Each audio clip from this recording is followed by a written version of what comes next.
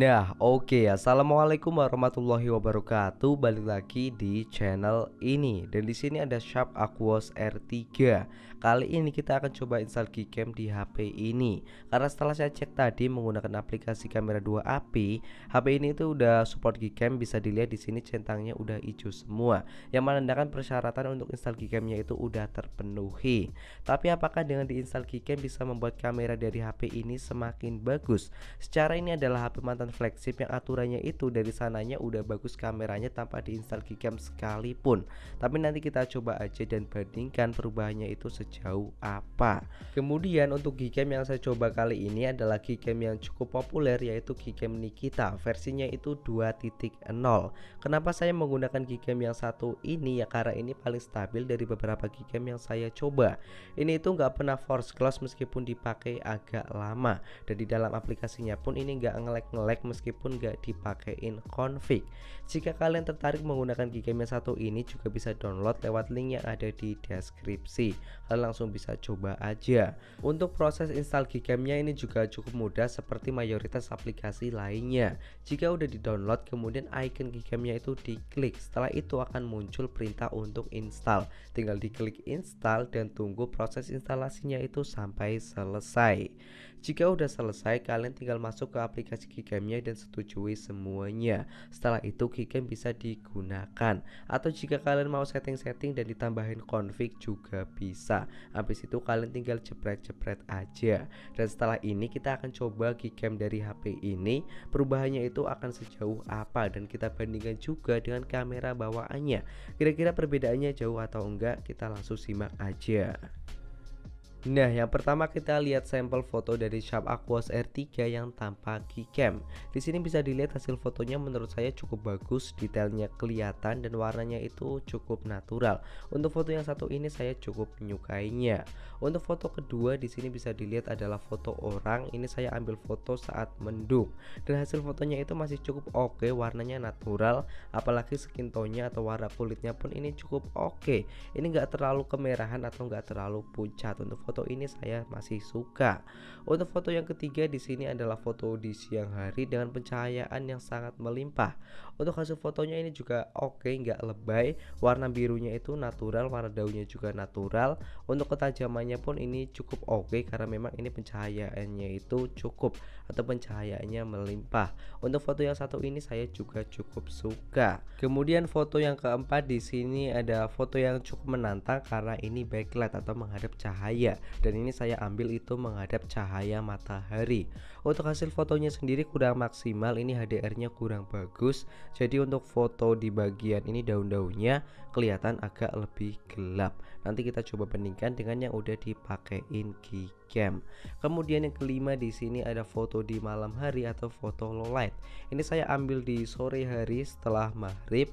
Untuk hasil fotonya kali ini masih kelihatan cukup oke. Mungkin ini karena sumber cahayanya masih ada dari lampu-lampu ataupun dari sisa-sisa cahaya matahari. Jadi ini fotonya masih kelihatan cukup oke. Nanti kita coba bandingin juga dengan yang udah dipakein Gcam. Biasanya itu perubahannya cukup banyak kalau di foto low light atau foto di malam hari. Begitupun untuk foto selfie-nya ini juga kelihatan kurang oke karena ini di malam hari dan bener-bener gelap. Ini kondisinya remang-remang. Habis ini kita bandingkan semua foto yang saya ambil dengan yang dipakein Gcam. Perubahannya itu akan sejauh apa? Dan yang terakhir kita akan membandingkan hasil kamera dari Sharp Aquos R3 antara yang dipakein Gcam dengan yang tanpa Gcam. Kita mulai dari foto yang pertama. Di sini kelihatannya hampir mirip aja antara yang dipakein Gcam dengan yang tanpa Gcam. Keduanya menurut saya udah sama-sama bagus, sama-sama detail, warnanya pun ini cukup natural. Kalau disuruh milih mana, saya milih keduanya karena tadi ini udah sama-sama bagus. Kemudian di foto kedua di sini bisa dilihat ini foto di siang hari dengan pencahayaan yang sangat cukup. Untuk foto ini saya lebih suka yang tanpa keycam karena hasilnya itu bener-bener kelihatan natural. Sedangkan yang dipakein keycam ini kelihatan sangat gonjreng. Tapi selera orang berbeda-beda. Biasanya ada yang suka hasil foto yang gonjreng karena bisa dikatakan sosial media ready. Tapi menurut saya lebih suka yang tanpa keycam. Kalau kalian suka yang mana bisa komen di bawah. Kemudian di sini ada dua foto backlight yang pakai keycam dengan yang nggak pakai keycam. Tentu saja di sini bisa dilihat dengan jelas yang pakai keycam itu lebih bagus. Kenapa? Karena gelap terangnya lebih seimbang atau HDR-nya itu lebih bagus. Jadi di sini bagian daun-daunnya atau bagian pohon-pohonnya itu terlihat dengan cukup oke. Begitupun dengan langitnya ini terlihat dengan cukup oke. Berbeda dengan yang nggak pakai keycam, yang oke itu cuma bagian langitnya. Sedangkan di bagian daun-daunnya atau di bagian pohon-pohonnya itu kelihatan dengan cukup gelap, nggak dengan cukup gelap tapi bener-bener gelap alias kurang oke. Tentu saja saya lebih menyukai dengan yang pakai keycam.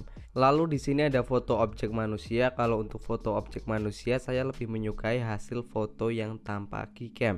Kenapa? Karena ini kelihatan lebih natural aja. Bisa dilihat di bagian mukanya ini kelihatan oke, kemudian di bagian daun-daunnya pun ini kelihatan oke dan natural. Berbeda sekali yang pakai keycam, ini semuanya kelihatan over, mulai dari pakaian, warna bajunya, mukanya sampai dengan daun-daun di belakangnya. Kesimpulannya untuk foto orang saya lebih menyukai yang tanpa keycam. Kemudian yang terakhir kita akan membandingkan foto di malam hari atau foto low light dari Sharp Aquos R3 yang pakai keycam dan tanpa keycam. Di sampel yang pertama ini bisa dilihat hasilnya itu sebenarnya sama-sama bagus, tapi menurut saya tentu saja lebih bagus yang pakai keycam. Kenapa? Ya karena gambarnya lebih terang, kemudian noise-nya lebih sedikit. Jadi ini kerasa enak aja untuk dilihat dan diposting di sosial media. Menurut kalian bagus yang mana? Bisa komen di bawah. Menurut saya sih tetap lebih bagus yang pakai keycam. Di foto ini juga kelihatan yang pakai keycam itu tentu saja lebih bagus. Untuk kamera depannya pun sama, yang pakai keycam itu kelihatan lebih oke karena lebih terang, kemudian noise-nya lebih sedikit. Nah, itu dia adalah beberapa perbandingan dari kamera Sharp Aquos R3 yang pakai keycam dan tanpa keycam. Menurut kalian lebih bagus yang mana? Kalau menurut saya sih lebih bagus yang pakai keycam di beberapa kondisi. Misalnya di kondisi pencahayaan yang agak menantang kayak backlight atau low light, itu dipakein keycam lebih oke, gambarnya itu lebih kelihatan hidup, lebih terang, HDR-nya lebih bagus dan noise-nya itu agak berkurang. Kalau di pencahayaan yang cukup, menurut saya kamera bawaannya udah cukup oke, gambarnya itu nggak kelihatan over di bagian warnanya, kemudian detailnya pun ini masih kelihatan cukup untuk yang pakai kamera bawaan. Menurut kalian lebih bagus yang mana? Bisa komen aja di bawah. Dan mungkin videonya juga sekian aja. Apabila ada kesalahan saya mohon maaf. Jangan lupa like, comment, dan subscribe. Untuk sampel foto-foto lainnya bisa lihat berikut ini.